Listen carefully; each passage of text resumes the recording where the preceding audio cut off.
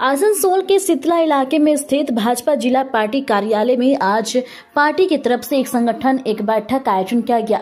इसमें केंद्रीय शीर्ष नेतृत्व द्वारा यहां का प्रभार संभालने वाले भूपेंद्र यादव विशेष रूप से उपस्थित थे। इस दौरान यहां पर संगठन की मजबूती को लेकर चर्चा हुई और आने वाले बंगाल विधानसभा चुनाव में किस तरह से इस क्षेत्र में पार्टी को और मजबूती प्रदान किया जाए, इस पर चर्चा हुई।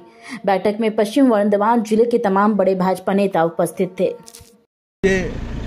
बिल সেটা রাজ্য সরকার মেনে নিয়েছে এবং পোর্টালে কেন্দ্রের যে ওয়াকফ বিল সেটা মেনে নিয়েছে এবং রাজ্য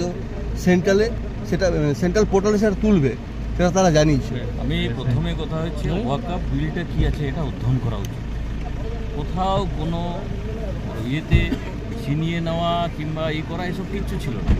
ওয়াকফ বিল একদম সাধারণভাবে করা আছে যাতে দুস্থ সামান্য মুসলিম পরিবারের যারা ওই বিধবা কিংবা যে ডিভোর্স নিয়ে আছে কিংবা অনাথ যে বাচ্চা আছে তাদের চ্যারিটির জন্য কিছু সুযোগ সুবিধা করে দেওয়া, আর তাছাড়া কোনো কিছু ওয়াকফে কোনো পরিবর্তন ছিল না। সেটাকে এমনভাবে একটা প্রচার প্রসার করা হচ্ছিল কি যে আমাদের মানে বিশাল কিছু হয়ে গেছে।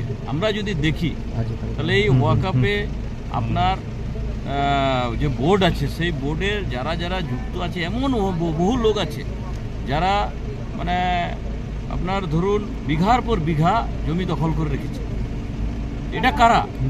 তাদের হাত থেকে মুক্ত করে এবং সামান্য ব্যক্তিরা যারা এটার পাওয়ার উপযুক্ত এরকম মুসলিমরা যাতে সুযোগ সুবিধা পাক সেই জন্য সংশোধনী আনা হয়েছিল।